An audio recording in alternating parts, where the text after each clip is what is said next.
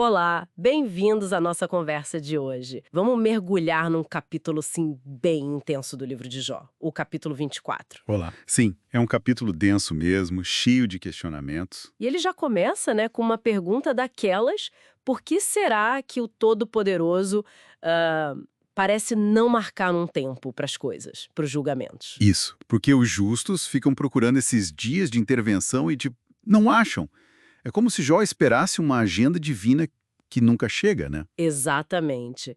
E daí pra frente, nossa, ele descreve uma situação de injustiça social que é de revirar o estômago. É, pesado. Ele fala de gente que muda marco de terra pra roubar, que leva rebanho dos outros. Pega o jumento que é do órfão, o boi da viúva, tudo como penhor, né? Sem dó. E a descrição disso é tão crua, né? É brutal, sem filtro.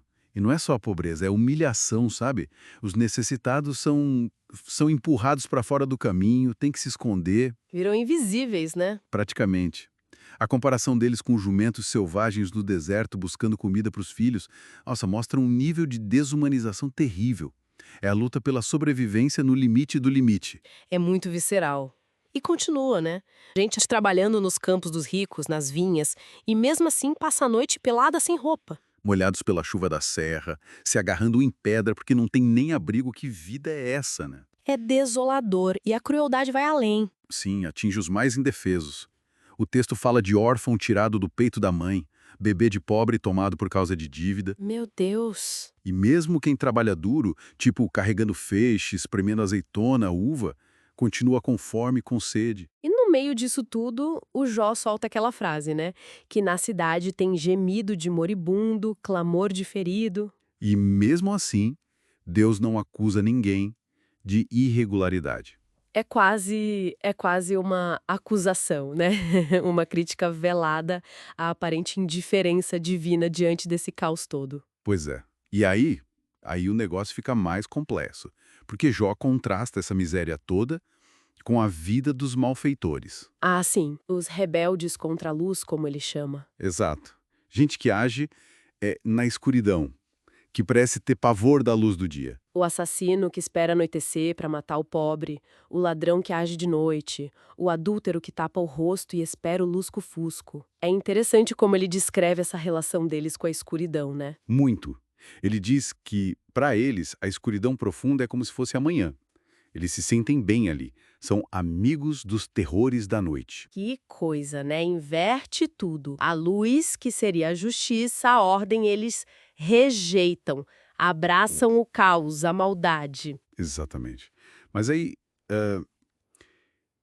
mesmo descrevendo essa impunidade toda, Jó parece que não larga totalmente a ideia de uma ordem maior, né? Não, não larga. Ele olha para esses ímpios e fala que a vida deles é passageira, frágil, como espuma na água. Prevê que a terra deles vai ser amaldiçoada, que o Sheol, né, a morada dos mortos, vai pegar eles, como o calor derrete a neve. É como se ele dissesse: olha, essa festa aí vai acabar uma hora. Só que essa previsão, ela cria uma tensão, né? Uma tensão forte no discurso. Porque ele acabou de pintar o quadro da prosperidade deles agora, da dor que eles causam agora. Sim, a injustiça presente. Isso. E aí ele fala dessa destruição que vai vir. Depois, fica a pergunta: isso é consolo? É certeza de fé? Ou ele tentando, sabe, juntar a realidade brutal que ele vê com a justiça que ele acredita que deveria existir? A questão do tempo da justiça é o ponto central aqui, eu acho. Concordo. É o timing divino que parece não bater com o sofrimento humano. Porque ele continua, né? Dizendo que mesmo que eles explorem a estéril, maltratem a viúva, Deus com seu poder arrasta os poderosos. Afirma que a segurança deles é só ilusão, porque os olhos de Deus estão vendo tudo, vendo os caminhos deles. Eles sobem um pouquinho, mas logo caem. São ceifados como espigas. Parece uma tentativa de afirmar que, apesar de tudo, o controle final ainda é de Deus. É uma afirmação de fé quase, desafiadora, né? Considerando tudo que ele falou antes. Mostra bem a luta interna do Jó. Ele vê a injustiça, ele sente, ele denuncia. Mas ao mesmo tempo, Ao mesmo tempo, ele se agarra à crença de que, no fim das contas, a justiça vem. Mesmo que o como e o quando sejam um mistério para ele. e ele fecha o capítulo jogando alto, né? desafiando. Quem pode provar que eu estou errado? Quem pode reduzir minhas palavras a nada? Ele banca a visão dele da realidade. Exato. Por mais dolorosa e contraditória que seja. Então, o que a gente tira disso tudo? Jó 24 joga na nossa cara, sem dó, a realidade da injustiça e essa questão difícil da aparente inação divina, né? Com certeza. Não tem resposta fácil aqui. O capítulo expressa de forma muito poderosa o grito humano por justiça. E, embora Jó fale da queda futura dos maus, O foco tá na dor de agora, né? exatamente. O peso está na angústia do presente, na injustiça que acontece aqui e agora, seja na luz do dia, seja escondida na noite. Não dá receita de bolo, mas coloca a pergunta de um jeito que mexe com a gente. Mexe mesmo. E talvez a reflexão que fica para quem nos ouve seja essa, né? Se a justiça divina tem um ritmo diferente do nosso, como Jó parece sugerir, o que essa observação da prosperidade passageira dos maus nos ensina?